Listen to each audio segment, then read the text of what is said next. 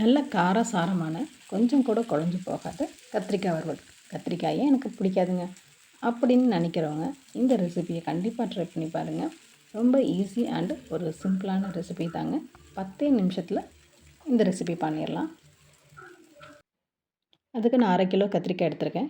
கத்திரிக்காயோட காம்பு பகுதியில் கட் பண்ணிவிட்டு இந்த மாதிரி நீல வாக்கில் எடுத்துக்கோங்க. கத்திரிக்காயை நல்லா பிஞ்சு கத்திரிக்காய் எடுத்துக்கோங்க. முத்தின கத்திரிக்காய் எடுத்துட்டிங்கன்னா கத்திரிக்காய் வறுவல் அந்தளவுக்கு நல்லா இருக்காது. அடுப்பில் பேன் வச்சு தேவையான அளவு ஆயில் சேர்த்துக்கலாம். ஆயில் நல்லா ஹீட் ஆனோன்னா நம்ம கட் பண்ணி வச்சுருக்க கத்திரிக்காயை சேர்த்துக்கலாங்க. உங்கள் குழந்தைக்கு எந்த ஷேப்பில் கட் பண்ணால் பிடிக்குமோ அந்த ஷேப்பில் கட் பண்ணி கொடுங்க. நீல வாக்கில் தான் கட் பண்ணால் பிடிக்கும்னா நீல வாக்கில் கட் பண்ணி சேர்த்துக்கலாம். இல்லைங்க ரவுண்ட் ஷேப்பில் தான் அவங்களுக்கு கட் பண்ணால் பிடிக்கும்னா நீங்கள் ரவுண்ட் ஷேப்பில் கட் பண்ணி சேர்த்துக்கோங்க.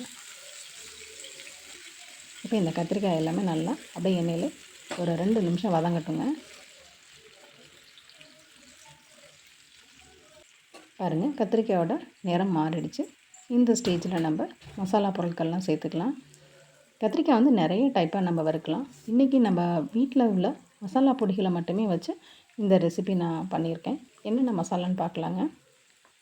மஞ்சள் தூள், வரமிளகாய்த்தூள், காஷ்மீரி மிளகாய்த்தூள், வரமல்லித்தூள், கரம் மசாலா, உப்பு, மிளகுத்தூள்.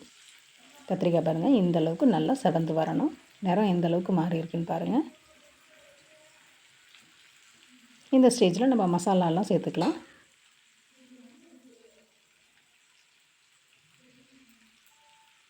மசாலா சேர்க்கும்போது அடுப்பை நல்லா ஃபுல்லாக சிம்மில் வச்சுருங்க. வேகமாக வச்சிங்கன்னா அந்த மசாலாலாம் ஏன்னா எல்லாமே பொடி வகையாக தான் நம்ம சேர்க்குறோம். அதனால் சீக்கிரமாக அது வந்து கருகி போயிடும். நல்லா ஃபுல்லாக சிம்லேயே வச்சு தான் இந்த ப்ராசஸ் பண்ணணும் நீங்கள். இப்போ இந்த மசாலா வந்து எல்லா பகுதிகளையும் நல்லா படுற மாதிரி மிக்ஸ் பண்ணி விடுங்க.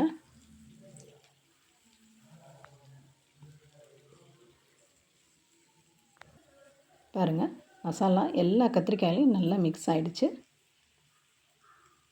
இந்த மசாலாவோட பச்சை ஸ்மெல் போகிற வரைக்கும் அப்படியே ஒரு 2 நிமிஷம் திரும்ப இந்த எண்ணெயிலே வதங்கட்டுங்க. இப்போ இதில் 1/2 டம்ளருக்கு குறைவாக நீங்கள் தண்ணி சேர்த்துக்கோங்க. அதிகமாக சேர்த்துட்டிங்கன்னா கத்திரிக்காய் வந்து குழஞ்சி போயிடும். எனக்கு தண்ணி சேர்த்தா பிடிக்காதுங்க அப்படிங்கிறவங்க நீங்கள் எண்ணெய் ஒரு ஸ்பூன் கொஞ்சம் கூட சேர்த்துட்டு அந்த எண்ணெயிலே வந்து நல்லா சுருள சுருள விட்டிங்கன்னா ரொம்பவே நல்லாயிருக்குங்க. நீங்கள் இடையில கொஞ்சம் இந்த மாதிரி மிக்ஸ் பண்ணி விடுங்க.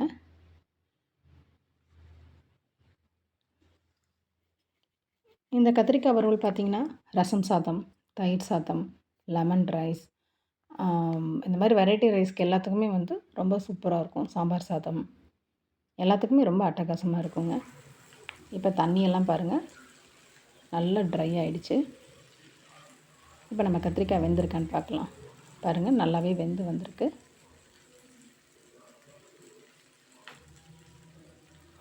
இப்போ இது மறுபடியும் இந்த எண்ணெயிலே இன்னும் கொஞ்சம் எண்ணெயெல்லாம் பிரிஞ்சு வந்துருச்சு பாருங்கள். இது இன்னும் கொஞ்சம் நல்லா செவந்து வந்துச்சுன்னா நமக்கு சாப்பிட்றப்ப அதோடய டேஸ்ட்டு ரொம்பவே நல்லாயிருக்கும்.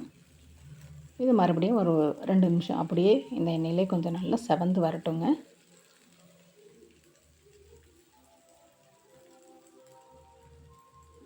பாருங்கள் இன்னமும் இது ஒரு 5 நிமிஷம் கொஞ்சம் சுருண்டு வரட்டுங்க. இந்த ரெசிபி பண்ணுறது ரொம்ப கஷ்டம்லாம் கிடையாதுங்க. கத்திரிக்காய் வறுவல் வந்து நிறைய டைப்பில் பண்ணலாம். மசாலா வறுத்து போட்டு அரைச்சி ஒரு வகையாக பண்ணுவாங்க. அடுத்து தேங்காய் மசாலாலாம் போட்டு பண்ணுவாங்க. அதெல்லாம் அடுத்தடுத்த வீடியோவாக நான் உங்களுக்கு போடுறேன். இந்த கத்திரிக்காய் வறுவல் பார்த்திங்கன்னா பிகினர்ஸ் அண்டு பேச்சுலர்ஸ் கூட ரொம்ப ஈஸியாக வந்து பண்ணிடலாம். காலையில் சீக்கிரமாக வேலைக்கு போகணுன்னு நினைக்கிறவங்க ஏதாவது ஒரு காய் 10 நிமிஷத்தில் பண்ணணும், என்னடா பண்ணுறது தெரியலையே அப்படின்னா இந்த கத்திரிக்காய் வறுவலை கண்டிப்பாக ட்ரை பண்ணி பாருங்கள். ரொம்பவே நல்லாயிருக்கும். டேஸ்ட்டும் ரொம்ப சூப்பராக இருக்குங்க. இந்த வீடியோ உங்களுக்கு பிடிச்சிருந்தா லைக் பண்ணுங்கள், கமெண்ட் பண்ணுங்கள், ஷேர் பண்ணுங்கள். மறக்காமல் சப்ஸ்கிரைப் பண்ணுங்கள். நீங்களும் இந்த ரெசிபியை உங்கள் வீட்டில் ட்ரை பண்ணி பார்த்துட்டு உங்களுடைய ஃபீட்பேக்கை கீழே சொல்லுங்கள். பாருங்கள் நம்மளுடைய கத்திரிக்காய் வறுவல் ரொம்ப அட்டகாசமாக நல்லா செவந்து வந்திருக்கு பாருங்கள். இந்த அளவுக்கு இருக்கணுங்க. கத்திரிக்காய் வறுக்கிறப்ப கத்திரிக்காய் வந்து அதோட விதையெல்லாம் வெளியே வராமல் இருந்தால் தான் அதோட டேஸ்ட்டு நல்லாயிருக்கும். ஒரு மாதிரி குழஞ்சி போய் அந்த மாதிரிலாம் இருந்தால் நல்லா இருக்காது. இந்த மாதிரி முழு கத்திரிக்காயாக அப்படியே இருக்கணும் நமக்கு.